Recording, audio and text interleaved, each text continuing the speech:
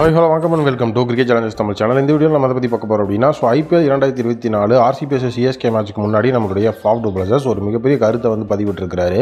ஃபாஃபை பொறுத்த வரைக்கும் RCBயோட கேப்டனாக அவர் தான் வேறு லெவலில் CSK அகேன்ஸ்டாக கேப்டன்சி பண்ண போகிறாரு. RCBயோட அன்பாக்ஸ் ஈவெண்ட்டில் அவர் சொன்ன ஒரு கருத்து பார்த்தீங்க அப்படின்னா நிறைய RCB ஃபேன்ஸுக்கு பிடிக்கல அப்படிங்கிறத தாண்டி அது ஒரு விதமான சர்ச்சையை ஏற்படுத்தியிருக்குது. எப்போவுமே IPL அப்படின்னு பார்த்தீங்கன்னா டோனி ஒரு மிகப்பெரிய லெஜண்ட். நான் டோனியோட கேப்டன்சிலையும் ஆடி இருக்கிறேன், சிஎஸ்கேலேயே இருந்திருக்கேன்.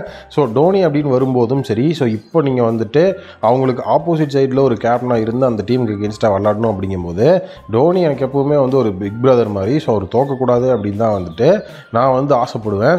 எப்போவுமே டோனியை தோக்கடிக்கணும் அப்படிங்கிறது என்னோட மைண்டில் இருந்ததே கிடையாது. பட் ஆனால் கேம் அப்படின்னு வரும்போது கண்டிப்பாக நம்ம நிறைய விஷயங்கள் பார்த்து தான் ஆகணும்.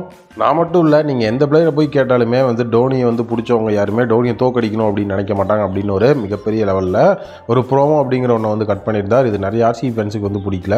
ஏன்னா RCB vs CSK அப்படின்னு பார்க்கும்போது இது வரைக்கும் ஹெட் டு ஹெட் ரெக்கார்டில் 30 மேட்ச்சில் 20 மேட்ச் CSK வின் பண்ணியிருக்காங்க, 10 மேட்ச் மட்டும்தான் RCB வின் பண்ணியிருக்கிறாங்க. ஒரு மிகப்பெரிய லெவலில் அந்த ஹெட் டு ஹெட்டில் நம்ம RCB பின்தங்கி இருக்காங்க. அப்படி இருக்கும்போது ஃபாஃப் டு பிளஸர்ஸ் இந்த மாதிரி ஒரு கருத்தை வெளியிட்டது நிறைய பேர் இப்போ ஒரு சர்ச்சையாக ஆக்கிட்டு இருக்காங்க.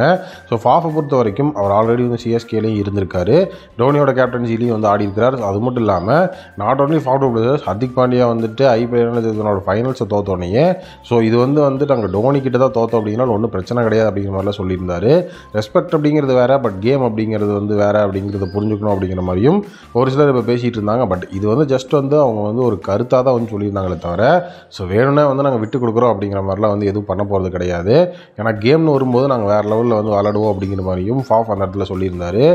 அதுவும் இந்த சீசன் கண்டிப்பாக கேம் 1 வேறு லெவலில் வின் பண்ணி கான்ஃபிடென்ஸை கெயின் பண்ணணும் அப்படிங்கிறதும் நம்மளுடைய விராட் கோலி அன்பாக்ஸ் ஈவெண்ட்டில் பேசி கண்டிப்பாக RCB vs CSK அப்படிங்கிற அந்த ஒரு மேட்ச் ஒரு மிகப்பெரிய லெவலில் இருக்க போகுது அப்படிங்கிறதுல எந்த டவுட்டும் இல்லை. ஃபாஃப் டு பிளஸர்ஸ் விராட் கோலி அது மட்டும் இல்லாமல் டோனியை பற்றி சொன்னதை பற்றி நீங்கள் என்ன நினைக்கிறீங்கன்னு சொல்லுங்கள்.